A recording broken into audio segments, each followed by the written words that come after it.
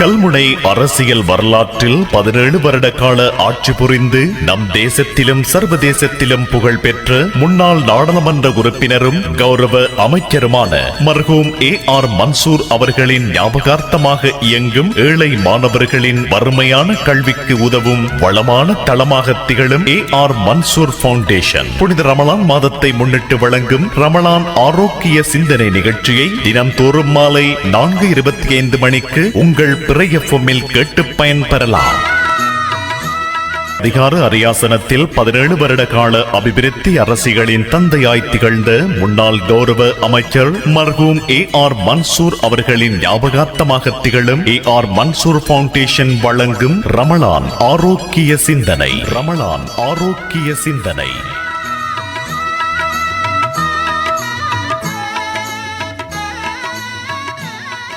கடந்த 2 வருடங்களாக ஒரு நாகரிகமான கல்விச் சூழலை இன மத மொழி எல்லைகள் கடந்து உருவாக்க உழைக்கும் நல்லெண்ணம், வாழ்க்கையின் வடிவங்கள் மாறி தத்தளிக்கும் குடும்பங்களுக்கான வாழ்வாதாரம், மாணவர்களின் கல்வி புலமைக்கு வழிகாட்டும் சேவைகள், சமூக விழிப்புணர்வு நிகழ்வுகள் மற்றும் போதைக்கு எதிரான குரலாகவும் இயங்கி வருகின்றது AR மன்சூர் பவுண்டேஷன். நேர்கள் அனைவருக்கும் இனிய சலாம். அஸ்ஸலாமு அலைக்கும் வரஹ்மத்துல்லாஹி வபரகாத்துஹு. ஆரோக்கியமான கல்விச் சூழலை உருவாக்க அயராது உழைக்கும் AR மன்சூர் பவுண்டேஷன் வழங்கும் ரமலான் ஆரோக்கிய சிந்தனை. புனித ரமலான் மாதத்தில் இந்த ஆரோக்கிய சிந்தனை நிகழ்வில் உலகை இன்று அச்சுறுத்திக் கொண்டிருக்கும் கொரோனா வைரஸ் தொற்று நோய் சம்பந்தமான பல்வேறு விளக்கங்களை வழங்குகின்றார் டாக்டர் நலிமுடீன் சிஹாப்டின் அவர்கள்.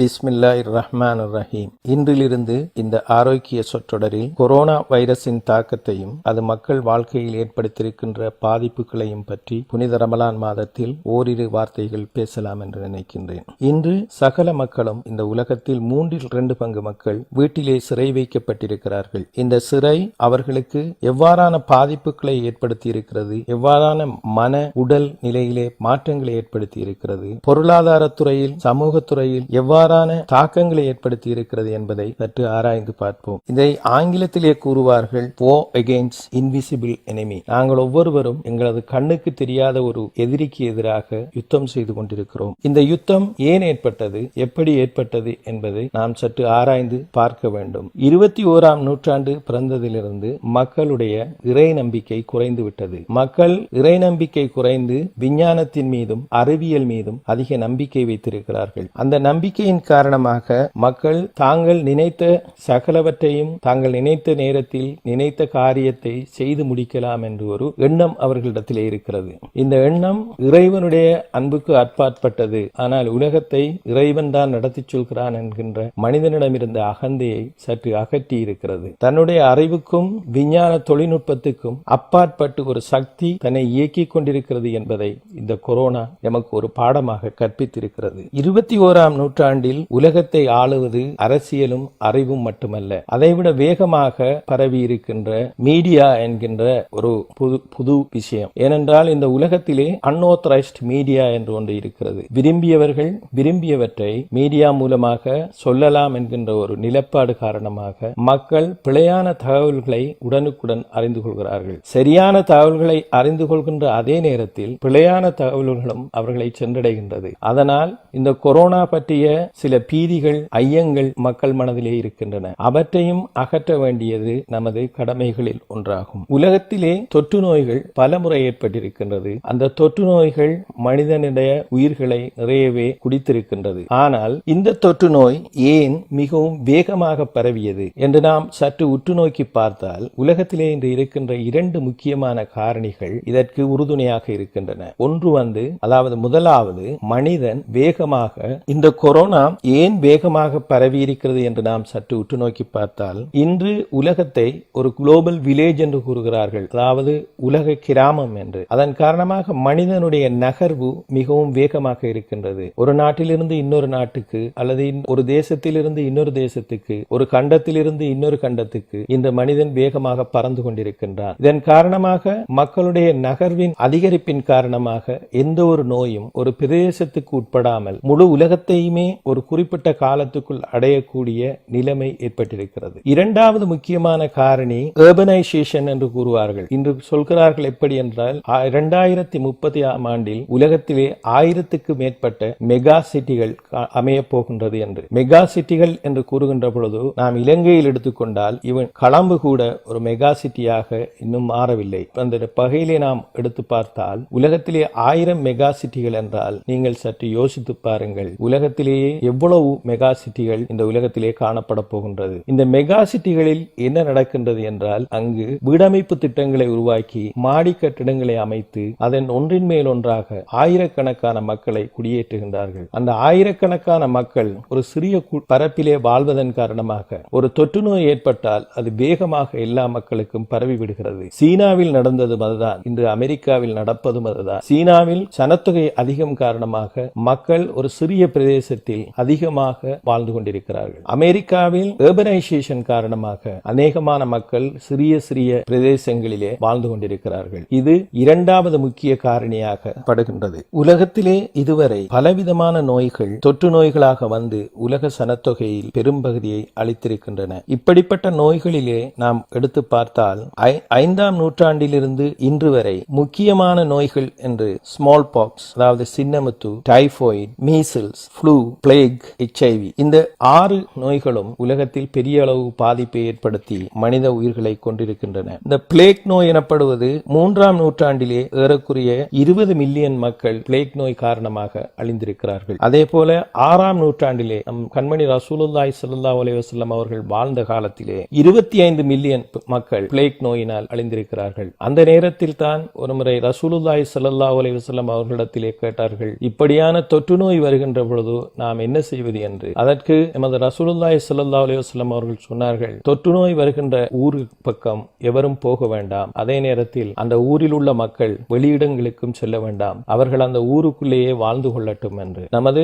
ரசூல் ஸல்லல்லாஹு அலைஹி வஸல்லம் அவர்கள் அன்றே சோசியல் ஐசோலேஷனை பற்றி, அதாவது சமூக நகர்வுகளை பற்றி அன்றே மிக தெளிவாக எடுத்து சொல்லி இருக்கிறார்கள். அதே போல ஒட்டமானுடைய காலத்திலே, அதாவது ஒட்டமான் கலீஃபத்துடைய காலத்திலே 10ஆம் நூற்றாண்டிலே இதே பிளேக் நோய் வந்து 5 மில்லியன் மக்கள் அழிந்திருக்கிறார்கள். அடுத்ததாக மிக முக்கியமாக இருப்பது 1918ஆம் ஆண்டிலே வந்த ஃப்ளூ, அதாவது இன்ஃப்ளூயன்சா என்று சொல்லப்படுகின்ற ஃப்ளூ காரணமாக 30 மில்லியன் மக்கள் அந்த ஆண்டு இறந்திருக்கிறார்கள். இந்த 30 மில்லியன் மக்களை நாம் அன்று இருந்த சனத்தொகையோடு ஒப்பிட்டு பார்க்கின்ற நேரத்திலே இது உலகத்திலே 10 ஒரு பங்குக்கு ஏறக்குறைய சமனாக வரும். இதே போல HIV காரணமாக, அதாவது எய்ட்ஸ் நோய் காரணமாக 36 மில்லியன் மக்கள் 1980ஆம் ஆண்டிலிருந்து 2012ஆம் ஆண்டு வரை இறந்திருக்கிறார்கள்.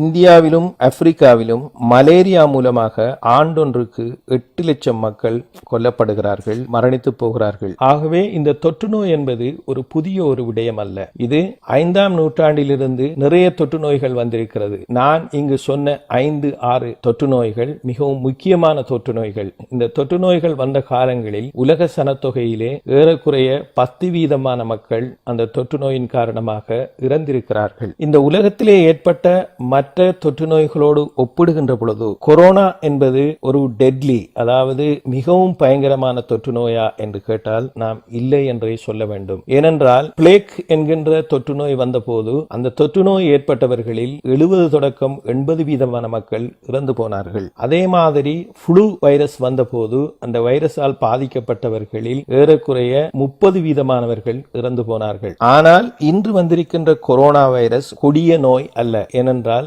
இந்த கொரோனா வைரஸ் இதுவரை பாதிக்கப்பட்டவர்களில் 80% சாதாரணமான காய்ச்சலும் தடுமலும் மட்டுமே வந்தவர்களாக இருக்கின்றார்கள். ஏனென்றால் அது ஒரு மைனர் இல்னஸ் ஆகவே கணக்கெடுக்க வந்திருக்கிறது. அடுத்து 15% மக்கள் மிகவும் மோசமான முறையிலே பாதிக்கப்பட்டிருக்கிறார்கள். அவர்களுக்கு மூச்சடைப்பும் சுவாசத்தில் ஏற்படுகின்ற கோளாறுகளும் ஏற்பட்டிருக்கின்றன. 2 தொடக்கம் 3 வீதமான மக்களே இறந்திருக்கிறார்கள். ஆகவே இதன்படி உற்று நோக்குகின்ற பொழுது கொரோனா என்பது ஒரு டெட்லி வைரஸ், அதாவது மிகவும் பயங்கரமான ஒரு வியாதி அல்ல. ஆனால் அந்த வியாதி இன்று ஏன் பயங்கரமாக காண்பிக்கப்படுகிறது என்றால், அந்த வியாதியின் மூலமாக இறக்கின்றவர்களின் எண்ணிக்கை சாதாரணமாக இந்த விஞ்ஞான உலகத்திலே மிகவும் பெரிதாக காட்டப்படுவதும் ஒரு காரணமாக இருக்கலாம் என்று நான் நினைக்கின்றேன். சீகா வைரஸ் உங்களுக்கு தெரியும், நோர்த் அமெரிக்காவிலே வந்தபோது அந்த வைரஸினால் பாதிக்கப்பட்ட சகல பெண்களுக்கு பிறந்த குழந்தைகளும் தலையில் அரைவாசி தலையுடையவர்களாகவே பிறந்தார்கள். அதுவும் ஒரு பயங்கரமான தொற்று நோயாக இருந்தது. ஆனால் அந்த அரசாங்கம் அந்த தொற்று நோயை பிரேசிலுக்கு அப்பால் போகாமல் பார்த்து கொள்ளக்கூடிய முறையிலே தக்க நடவடிக்கைகளை எடுத்ததன் காரணமாக அது பிரேசிலுடனேயே கட்டுப்படுத்தப்பட்டு விட்டது. அதே போல சீகா வைரஸ் ஒருவருக்கு தொற்றினால் 100% அவருடைய குழந்தைகள் சீகா வைரஸ் ஒருவருக்கு தொற்றினால் அவருடைய குழந்தைகள் 100% உடல் அமைப்பு குறைபாடு உள்ளவர்களாகவே பிறக்கிறார்கள். அதே போல ஈபோலா வைரஸ் என்கின்ற ஒரு வருத்தம் உங்களுக்கு தெரிந்திருக்கும். ஆப்பிரிக்காவிலே 3 நாடுகளிலே அது வந்தது. ரிப்பப்ளிக் ஆஃப் கொங்கோ அதை அண்மித்துள்ள 2 நாடுகள். அந்த தொற்று நோய் ஏறக்குறைய 80% அந்த தொற்று நோயால் பாதிக்கப்பட்டவர்கள் இறந்து போனார்கள். ஆகவே இந்த சகலவிதமான தொற்று நோய்களிலும் ஒப்பிடுகின்ற பொழுது கொரோனா வைரஸ் மிகவும் பயங்கரமான தொற்று நோய் அல்ல என்பதை நாம் விளங்கிக் கொள்ள வேண்டும். மனிதன் தன்னுடைய உயிர் பயத்தின் காரணமாக மிகவும் மானசீகமாக பாதிக்கப்பட்டிருக்கின்றான். நீங்கள் கொரோனா தொற்று நோய் வந்தால் நாம் இறந்து விடுவோம் என்கின்ற ஒரு நிலை எல்லோரிடம் காணப்படுகின்றது. ஆனால் கொரோனா அப்படிப்பட்ட ஒரு வியாதி அல்ல. அதில் இறப்பவர்களின் எண்ணிக்கை 5% குறைவாகவே காணப்படுகின்றது. ஆனால் அதில் உள்ள மிக முக்கியமான பிரச்சனை என்னவென்றால், அவர்கள் அந்த கொரோனாவினால் மோசமாக பாதிக்கப்படுகின்ற நேரத்திலே அந்த தொற்று நோய் வந்தவர்களுக்குரிய சுகாதார வசதிகளை செய்து கொடுப்பதற்கு அநேகமாக அரசாங்கங்களிலும் வைத்தியசாலைகளிலோ போதிய வசதி இல்லாமல் இருப்பதன் காரணமாக உலக நாடுகள் அதை தவிர்த்துக் கொள்ள விரும்புகின்றன. தொற்று நோய்களை நாம் 2ஆக பிரிக்கலாம். ஒன்று கண்டிஜியஸ் என்று சொல்வார்கள், அது மற்றது நான் கண்டிஜியஸ். கண்டிஜியஸ் என்று சொன்னால் அது மனிதனிலிருந்து மனிதனுக்கு நேரடியான தொடர்பு பட்டதாக அமையும். அதாவது ஒரு மனிதன் இன்னொரு உடலை தொடுவதன் மூலமோ அல்லது அவருடைய உடலில் இருந்து நேரடியாக இன்னொரு மனிதனுக்கு பரவக்கூடியது. அது ட்ராப்லெட் மூலமாக பரவும். ட்ராப்லெட் என்று சொன்னால் நாம் பேசுகின்ற பொழுதோ அல்லது தும்முகின்ற பொழுதோ இருமுகின்ற பொழுதோ எமது மூக்கிலிருந்து அல்லது வாயிலிருந்து வருகின்ற துகள்கள் மற்றவருக்கு அந்த நோயை பரப்புகின்றன. இந்த கொரோனா வைரஸ் இப்படிப்பட்ட ஒன்றாகும். அதாவது இந்த கொரோனா வைரஸ் துகள்கள் மூலமாக மற்றவரை சென்றடைகின்றது. நான் கண்டிஜியஸ் என்று சொல்வது நேரடியாக இல்லாமல் மறைமுகமாக ஒரு மனிதனிலிருந்து இன்னொரு மனிதனுக்கு செல்வதாகும். அதற்கு சில நேரங்களில் இன்னொரு வெக்டர் ஒன்று பாவிக்கப்படும். வெக்டர் என்று சொன்னால் காவி. ஒரு மனிதனிலிருந்து இன்னொரு மனிதனுக்கு நுளம்பின் மூலமாக பரவலாம். உதாரணமாக நமது நாட்டிலே வருகின்ற மலேரியா அல்லது டெங்கு காய்ச்சல் என்பன நான் கண்டிஜியஸ் தொற்று நோய்களாகும். கொரோனா வைரஸின் ஹிஸ்டரியை நாம் எடுத்து பார்த்தோம். இந்த கொரோனா வைரஸ் நீண்ட காலமாக ஒரு தடுமலை உருவாக்குகின்ற வைரஸாக காணப்படுகின்றது. இருந்தாலும் இந்த கொரோனா வைரஸ் அதனுடைய மோடிஃபை பண்ணப்பட்டு 2012ஆம் ஆண்டு முதலாக சவுதி அரேபியாவிலே ஒட்டகத்திலிருந்து ஒரு மனிதனுக்கு பரவியது. அதற்கு பின்னர் 2016ஆம் ஆண்டு கலிபோர்னியாவிலே 2 பேர் கொரோனா வைரஸ் மூலமாக பாதிக்கப்பட்டார்கள் அமெரிக்காவிலே. ஆனால் அவர்கள் சவுதியிலிருந்து அமெரிக்காவுக்கு வந்தவர்கள் என்று பிறகு கண்டுபிடிக்கப்பட்டது. இந்த கொரோனா வைரஸ் அந்த நேரத்தில் மிடில் ஈஸ்ட் ரெஸ்பிரேட்டரி சிண்ட்ரோம் என்று அழைக்கப்பட்டது. மத்திய கிழக்கில் ஏற்படும் மூச்சு தடுமல் என்றுதான் அதற்கு பேர் இருந்தது. அதற்கு பிறகு இந்த கொரோனா வைரஸ் மியூட்டேஷன் அடைந்து கடைசியாக வந்திருக்கின்ற வடிவம்தான் இந்த கோவிட்-19 என்று சொல்வது. இந்த கோவிட்-19 என்பது அந்த சவுதியிலே ஏற்பட்ட கொரோனா வைரஸை விட இன்னும் விசேஷ தன்மைகளை கொண்டதாக இருக்கிறது. ஏனென்றால் இந்த வைரஸ் வந்து 5 நாட்களுக்குள் மற்றவருக்கு பரவி விடுகிறது. ஆனால் அந்த நோய் வந்தவர் 14 நாட்களுக்கு அவர் இன்குபேஷனிலே இருக்க வேண்டிய கட்டாயம் இருக்கின்றது. இந்த கொரோனா வைரஸ் வருகின்ற பொழுது ஒரு மனிதனுடைய உடலிலே என்ன விதமான குறிகள் காணப்படும் என்று சொன்னால், சாதாரணமாக தடுமல் ஒத்த குறிகள் தான் காணப்படும். அதாவது காய்ச்சல், உடம்பு வலி, அடுத்தது மூக்கிலிருந்து சளி வருதல், தலையிடி, சிலருக்கு சில நேரங்களில் அதாவது டயரியாவும் வரலாம், சிலருக்கு வயிற்றுப்போக்கும் ஏற்படலாம். இந்த கொரோனாவை எப்படி தடுப்பது என்பதை பற்றி நாம் பார்த்தால், இந்த கொரோனாவினால் ஏற்படுகின்ற சாதாரண குறிகளை பற்றி சொன்னோம். இந்த குறிகள் தவிர்ந்து ஒருவருக்கு அதாவது அவருடைய மார்பிலே வலி அல்லது மூச்சு தடமாற்றம் ஏற்படுகின்ற பொழுதுதான் அது அந்த டெர்மினல் ஸ்டேஜுக்கு போகின்றது. டெர்மினல் என்றால் கடைசி கட்டத்தை அடைகின்றது. அதைத்தான் அக்யூட் ரெஸ்பிரேட்டரி டிஸ்ட்ரெஸ் சிண்ட்ரோம் என்று சொல்கிறார்கள். அதாவது உடனடியாக ஏற்படும் மூச்சு தடுமலினால் ஏற்படுகின்ற சுவாசிக்க முடியாத முடியாத நிலை. அந்த நிலை ஏற்படுகின்ற பொழுதுதான் அவர் உடனடியாக ஆஸ்பத்திரியில் அனுமதிக்கப்பட்டு வெண்டிலேட்டர் மூலமாக சுவாசம் கொடுக்கப்பட வேண்டிய அத்தியாவசியம் வருகின்றது. இந்த நிலை 105% ஏற்பட்டிருக்கின்றது. இந்த கொரோனா வைரஸிலிருந்து எப்படி நம்மை பாதுகாத்துக் கொள்வது, அதை 2 முறையாக பிரித்திருக்கிறார்கள். ஏர்லி ஸ்டேஜ், அதாவது ஆரம்ப நிலையில் இருக்கின்ற கொரோனா வைரஸை 3 விதமான முறையினால் நாம் பாதுகாத்துக் கொள்ள முடியும். முதலாவது, இந்த வருத்தம், அதாவது இந்த கொரோனா வியாதி உள்ளவர்களை கண்டுபிடிப்பது. இரண்டாவது, அவர்களை கண்டுபிடித்த பின்னர் அவர்களை ஐசோலேட் பண்ணுவது. அவர்களை ஒரு தனிப்பட்ட இடத்திலே அவர்களை குவாரண்டைன், அதாவது ஐசோலேட் பண்ணி வைக்க வேண்டும். மூன்றாவது தான் இவர்களுக்கு வேக்சின் கொடுக்கலாமா அல்லது ஏதாவது மருந்து கொடுக்கலாமா என்று நாம் யோசிக்க வேண்டும். இந்த வேக்சின் அல்லது மருந்து இன்னும் நமது மருத்துவர்களால் கண்டுபிடிக்கப்படாத நிலையில் அந்த 3வது நிலை இன்னும் கொரோனாவுக்கு வந்து சேரவில்லை. அதற்காக நாம் காத்திருக்க வேண்டியிருக்கிறது. 2வது நிலை தான் மிட்டிகேஷன் ஸ்டேஜ் என்று சொல்லுவார்கள். நம்மளிடத்திலே அந்த வேக்சினோ மருந்தோ இல்லாத நிலையிலே அதை பரவுவதை எவ்வளவுக்கு எவ்வளவு தடுக்க முடியுமோ அவ்வளவுக்கு தடுக்க வேண்டிய கட்டாயத்திலே நாம் இருக்கின்றோம். அதை தடுப்பதற்காக நாம் என்ன செய்ய வேண்டும்? அதைத்தான் எமது அரசாங்கமும் அல்லது உலக சுகாதார மையமும் இன்று எல்லோருக்கும் வற்புறுத்திக் கொண்டிருக்கின்றன. அதிலே முக்கியமான விஷயம் பிசிக்கல் டிஸ்டன்ஸ், அதாவது ஒருவரிலிருந்து மற்றவர் குறைந்தது 1.5 அடி மீட்டர் தூரத்துக்கு அப்பால் இருந்து பேசுவது அல்லது அவர்களோடு பேசுவதாக இருந்தாலும் சரி, கலந்து உறவாடுவதாக இருந்தாலும் சரி, அந்த தூரத்தை நாம் எப்பொழுதும் கவனத்தில் கொள்ள வேண்டும். அடுத்தது, நமது கைகளை எப்பொழுதும் குறைந்தது 20 நிமிடங்களுக்கு சவர்க்காரமிட்டு கழுவிக்கொள்ள வேண்டும். அடுத்தது, அவர்களுடைய ஒவ்வொருவரும் அவர்களுடைய முகத்தை தொடுவதை தவித்துக் கொள்ள வேண்டும். அதாவது முகங்களை எந்த நேரத்திலும் தொட்டுக் கொண்டிருக்க கூடாது. அடுத்தது, இருமல் அல்லது மூக்கிலிருந்து சளிகள் வருகின்றவர்கள் அவர்கள் மற்றவர்களிடத்திலே படாதவாறு அவற்றை செய்து கொள்ள வேண்டும். அடுத்தது, அவர்கள் பாவித்த அந்த வருத்தம் வந்தவர்களாக இருந்தாலும் சரி, வருத்தத்தை வரலாம் என்று எதிர்பார்க்கின்றவர்கள் அவர்கள் இருந்த இடங்கள், அவர்கள் தொட்ட இடங்கள் எல்லாவற்றையும் கிருமிநாசினி, அதாவது டிஸ்இன்ஃபெக்ஷன் கொண்டு டிஸ்இன்ஃபெக்ட் பண்ணி கொள்வது நல்லது. அடுத்தது, போதுமான அளவு தங்களுடைய பயணங்களை குறைத்துக் கொள்ள வேண்டும். அடுத்தது, இப்போது எல்லோரும் சொல்லுவது மாஸ்க் அணிய வேண்டும் என்று. அதிலே 2 விதமான மாஸ்க்கள் இருக்கின்றன. ஒன்று வந்து ப்ரொஃபஷனல் மாஸ்க் என்று சொல்லுவார்கள். அந்த டாக்டர்மார்களும் தாதிமார்களும் வைத்தியசாலையிலே அணிகின்ற மாஸ்க். அந்த மாஸ்க் வந்து ஃபுல் ப்ரொடெக்ஷன் கொடுக்கக்கூடியது. ஆனால் இந்த கடைகளிலே வாங்கக்கூடிய சாதாரண மாஸ்க் வந்து எந்த வகையிலும் கொரோனா வைரஸில் இருந்து எந்த விதமான பாதுகாப்பையும் அளிக்காது என்று உலக சுகாதார மையம் தெரிவித்திருக்கின்றது. ஆனால் அந்த மாஸ்க் அணிவதை விட முகத்திரை அணிந்து கொள்வது அதைவிட சிறப்பானது என்றும் அவர்கள் சொல்கிறார்கள். இந்த கொரோனாவின் காரணமாக ஏற்பட்டுள்ள தாக்கத்தை குறைப்பதற்காக உலக சுகாதார மையம் சகல மக்களையும் சோசியல் டிஸ்டன்ஸ், அதாவது சோசியல் டிஸ்டன்ஸை செய்து கொண்டு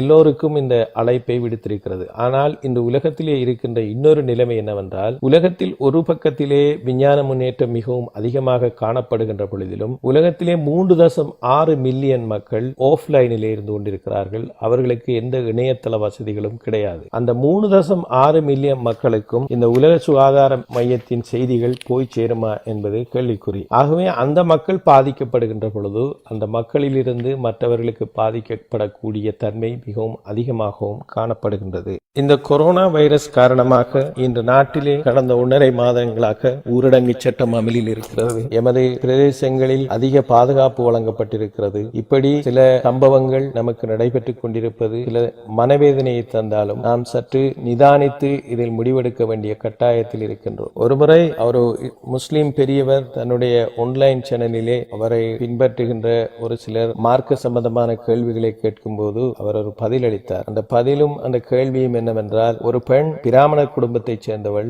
அவள் இஸ்லாம் மார்க்கத்துக்கு அவருடைய பேச்சை கேட்டு மாறிவிட்டாள். ஆனால் அவருடைய கணவனுக்கு குடும்பத்துக்கு கட்டுப்பட்டு அவள் அதை அவர்களிடம் வெளியே சொல்லாமல் அவள் தனக்குள்ளே இஸ்லாமிய பெண்ணாக வாழ்ந்து கொண்டிருந்தாள். அவள் இந்த இஸ்லாமிய பெரியவரிடத்திலே டெலிபோன் மூலமாக பேசி கேட்டால், நாளை நான் மரணித்து விட்டால் என்னுடைய குடும்பத்தவர்கள் என்னை எரித்து விடுவார்கள், இதற்கு எனக்கு என்ன பரிகாரம்? நாளை நான் அல்லாஹ்விடத்திலே போனால் நான் ஒரு முஸ்லீமாக ஏற்றுக்கொள்ளப்படுபவனா? அதற்கு அவர் பதில் சொல்லும் பொழுது, நிர்பந்தத்தின் காரணமாக நீங்கள் செய்கின்ற குற்றங்களை அல்லாஹ் தண்டிப்பதில்லை. அல்லாஹ்வுக்கு உங்களுடைய நிலைமை தெரியும், அதன் காரணமாக அவன் உங்களை ஏற்றுக்கொள்வான் என்று கூறினார். இஸ்லாமிய நடைமுறையின்படி 3 விதமான குற்றங்கள் ஆண்டவனினால் குற்றமாக கண்டிக்கப்படுவதில்லை. ஒன்று வந்து ஒருவன் மறதியினால் செய்கின்ற குற்றம். ஒரு விஷயத்தை நாங்கள் மறந்து ஒரு இஸ்லாமிய கடமையை செய்யாமல் விட்டுவிட்டால் அதை அல்லாஹ் குற்றம் கண்டிப்பதில்லை. அதே போல தூக்கத்தினால் மறந்து விடுகின்ற சில குற்றங்கள். ஒரு விஷயம் முக்கியமான கட்டாய கடமையாக இருந்தாலும் நாம் உறங்கி அந்த கடமையை செய்ய முடியாத நிலை ஏற்பட்டால் அதை கூட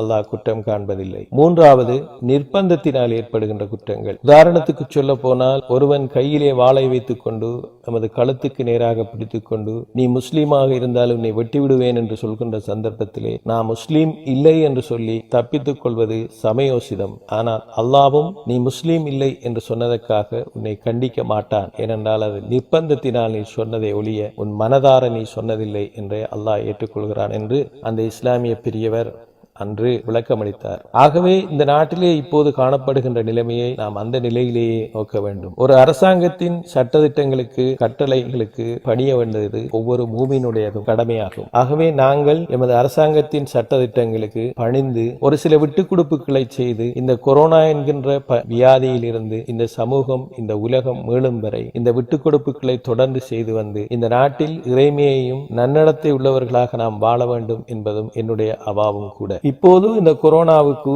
நமது எதிர்காலத்தில் என்ன செய்ய போகிறார்கள் என்று நாம் சற்று சிந்திக்க வேண்டும். இந்த கொரோனாவை பற்றி WHO chief scientist Soumya Swaminathan அவர்கள் நேற்று ஒரு பேட்டியிலே சொன்னார், இதுவரை WHO-வினால் 80க்கு மேற்பட்ட மருத்துவ ட்ரையல்கள் செய்து கொண்டிருக்கிறார்கள். 80ம் உலக நாடுகள் சகலதும் இணைந்த ஒரு சயின்டிபிக் மையம் அமைத்து அதன் மூலமாக எப்படியாவது ஒரு வேக்சினையோ அல்லது அதற்கான மருந்தையோ கண்டுபிடிப்பதற்கான முயற்சியிலே இருக்கின்றார்கள். அவர் சொன்னார், மிகவும் குறுகிய காலத்தில் நாங்கள் அதை வெற்றியடைவோம். வெற்றியடைகின்ற பொழுது ஏதாவது ஒரு மருந்து எங்களுக்கு இதற்கு கிடைக்கும் என்று சொன்னார். ஆகவே அதற்காக நாம் நம்முடைய பிரார்த்தனைகளை நீடிப்போம். ஏனென்றால் கொரோனாவுக்கான ஒரு வேக்சின் அல்லது அதற்குரிய ஒரு மருந்து கிடைக்கும் வரை இந்த சோசியல் டிஸ்டன்ஸையும் இந்த சகல விதமான ஐசோலேஷன், அதாவது குவாரண்டைன் பண்ணப்பட்டு தனிமையிலே இருக்க வேண்டிய நிலைமையையும் நாம் மாற்ற முடியாது. ஆகவே எவ்வளவு விரைவாக இந்த விஞ்ஞானிகளும் இந்த மருத்துவர்களும் சேர்ந்து இதற்கான ஒரு பதிலை கண்டுபிடிக்க வேண்டும் என்ற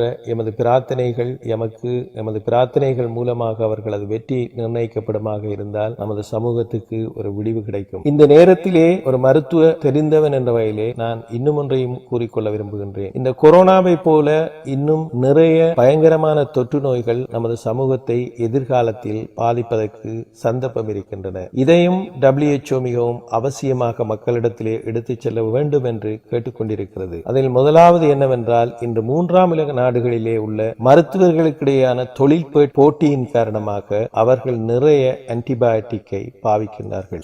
உதாரணத்துக்கு சொல்ல போனால், ஒரு இருமல் காய்ச்சலுக்கு நாங்கள் இன்று வளர்ந்த நாடுகளிலே இன்னமும் அமோக்சிலினை தான் பாவித்துக் கொண்டிருக்கின்றோம். ஆனால் நான் இலங்கைக்கு வந்த சந்தர்ப்பங்களில் நிறைய வைத்தியர்கள் கெஃபலோஸ்போரின் என்று சொல்லப்படுகின்ற மருந்துகள், அதைவிட அட்வான்ஸான மருந்துகளை பாவிப்பதை நான் கண்டிருக்கின்றேன். அது நடப்பதாக விஞ்ஞானிகள் கவலைப்படுகின்றார்கள். ஏனென்றால் மிகவும் கஷ்டப்பட்டு பல கோடிக்கணக்கான டாலர்களை செலவு செய்து ஒரு மருந்தை கண்டுபிடிக்கின்ற நேரத்திலே அந்த மருந்தை சாதாரண பாக்டீரியாக்களுக்கு பாவித்தால் நாளை அந்த பாக்டீரியா ஒரு மியூட்டேஷன், அதாவது விகாரமடைந்து இன்னொரு பாக்டீரியாவாக மாறுகின்ற பொழுது அதனை தடுப்பதற்கு அல்லது நிறுத்துவதற்கு அந்த ஆன்டிபயோட்டிக்கினால் முடியாமல் போய்விடும். அப்படியான ஒரு நிலைமை ஏற்படுகின்ற பொழுது சூப்பர்பாக் ஃபோம் ஆகும். அந்த சூப்பர்பாக் ஃபோம் ஆகின்ற நேரத்திலே அதற்கு பிறகு குணப்படுத்துவது மிகவும் கடினமாக இருக்கும். இன்று இப்படிப்பட்ட ஒரு நிலைமை 2 வியாதிகளுக்கு காணப்படுகின்றது. ஒன்று டிபி, அதாவது டியூபர்குலோசிஸ் என்று சொல்லப்படுகின்ற கசநோய். கசநோயை குணப்படுத்துகின்ற மருந்து கொஞ்சம் கொஞ்சமாக தனது ஆதிக்கத்தை இழந்து வருவதை நிறைய நாடுகளிலே கண்டிருக்கின்றார்கள். அதனால் டிபியை இன்னும் ஒரு 10 வருடங்களிலே குணப்படுத்த முடியாத நிலை ஏற்படுமோ அல்லது டிபி ஏற்படுத்துகின்ற பாக்டீரியா மிகவும் விகாரமடைந்து போய்விடுமோ என்ற ஒரு பயம் இருக்கின்றது. அதை போல MRSA என்று சொல்லுகிறார்கள், மெத்திலின் ரெசிஸ்டன்ட் ஸ்டெஃப்லோகோக்கஸ் ஓரியஸ் என்று சொல்லக்கூடிய வருத்தம். இந்த கிருமி ஆரம்பத்தில் சாதாரணமான பெனிசிலினுக்கு மிகவும் கட்டுப்பட்டிருந்தது. ஆனால் இன்று அதை பெனிசிலின் மாத்திரைகளுக்கு கட்டுப்படாமல் அதற்கு வேறு மாத்திரைகள் எல்லாம் தேவைப்படுகின்றது. இந்த பிரச்சனையை சூப்பர்பாக் பிரச்சனை என்று சொல்கிறார்கள். ஆகவே இந்த 3ஆம் உலக நாடுகளிலே இருக்கின்ற மருத்துவர்கள் மிகவும் கவனமாக இந்த ஆன்டிபயோட்டிக்கை கையாள வேண்டும் என்று உலக சுகாதார மையம் கேட்டுக்கொண்டிருக்கிறது. ஏனென்றால் இந்த சுபபக் ஃபோம் ஆயினால் இதை நாங்கள் குணப்படுத்துவது மிகவும் கஷ்டமாக போய்விடும். ஆகவே கடைசியாக நாம் எல்லோரும் இந்த கொரோனா வைரஸிலிருந்து நம்மை பாதுகாத்துக் கொள்வதற்கு நாம் நமது இஸ்லாமிய மார்க்கத்தில் இருந்து எண்ணத்தை பேணிக் கொள்ளலாம் என்றால், நாங்கள் சாதாரணமாகவே ஒரு நாளைக்கு 5 வேளை வுது செய்பவர்களாக இருக்கின்றோம். ஆகவே எங்களது கை, கால், முகங்கள் எல்லாவற்றையும் 5 வேளை நாங்கள் கழுவுபவர்களாக இருக்கின்றோம். அது மிகவும் நல்லதொரு பழக்கம் எங்களுக்கு இஸ்லாம் கற்றுத்தந்தது. அடுத்தது, அநேகமான நேரங்களிலே நாங்கள் வீண் பேச்சுக்கள், வீண் பாதங்களிலே ஈடுபடுவதில்லை. அதனால் எங்களுடைய ட்ரோப்லெட் மற்றவருக்கு போவதற்குரிய தன்மைகளும் குறைவாக காணப்படுகின்றது. ஆகவே இஸ்லாமிய வாழ்க்கை முறையிலே இந்த கொரோனாவை விஞ்ஞானத்துடன் சேர்ந்து நாம் வெற்றி கொள்ள வேண்டும் என்பதே என்னுடைய ஆவல். டாக்டர் நலிமுடீன் சிஹாப்தீன் வழங்கிய இந்த ஆரோக்கிய சிந்தனையின் தொடரை நாளை பிறையப்பொம்மில் கேட்கலாம். வீட்டினுள்ளே பாதுகாப்பாக இருங்கள். அடிக்கடி கைகளை சவட்காரமிட்டு கழுவிக்கொள்ளுங்கள். வெளியில் செல்லுகின்ற போது முகக்கவசம் அணிய தவறாதீர்கள். கொரோனாவிலிருந்து நாட்டையும் வீட்டையும் பாதுகாப்போம் என கூறி நாளை AR மன்சூர் ஃபவுண்டேஷன் வழங்கும் ஆரோக்கிய ரமலான் சிந்தனை நிகழ்ச்சியில் சந்திப்போம். அதுவரை அன்பு சலாம் கூறி விடைபெற்றுக் கொள்ளும் உங்கள் அன்பர்விப்பாளன் ST ரோஷன் அஷ்ரப். அஸ்ஸலாமு அலைக்கும் வரஹ்மத்துல்லாஹி வபரகாத்துஹு. கடந்த 2 வருடங்களாக ஒரு நாகரிகமான கல்விச் சூழலை இன, மத, மொழி எல்லைகள் கடந்து உருவாக்க உழைக்கும் நல்லெண்ணம், வாழ்க்கையின் வடிவங்கள் மாறி தத்தளிக்கும் குடும்பங்களுக்கான வாழ்வாதாரம், மாணவர்களின் கல்வி புலமைக்கு வழிகாட்டும் சேவைகள், சமூக விழிப்புணர்வு நிகழ்வுகள் மற்றும் போதைக்கு எதிரான குரலாகவும் இயங்கி வருகின்றது AR மன்சூர் ஃபவுண்டேஷன். கல்முனை அரசியல் வரலாற்றில் 17 வருட கால ஆட்சி புரிந்து நம் தேசத்திலும் சர்வதேசத்திலும் புகழ் பெற்ற முன்னாள் நாடாளுமன்ற உறுப்பினரும் கௌரவ அமைச்சருமான மர்ஹூம் AR மன்சூர் அவர்களின் ஞாபகார்த்தமாக இயங்கும் ஏழை மாணவர்களின் வறுமையான கல்விக்கு உதவும் வளமான தளமாக திகழும் AR மன்சூர் ஃபவுண்டேஷன் புனித ரமலான் மாதத்தை முன்னிட்டு வழங்கும் ரமலான் ஆரோக்கிய சிந்தனை நிகழ்ச்சியை தினம்தோறும் மாலை 4:25 மணிக்கு உங்கள் பிறையப்பொம்மில் கேட்டு பயன்பெறலாம்.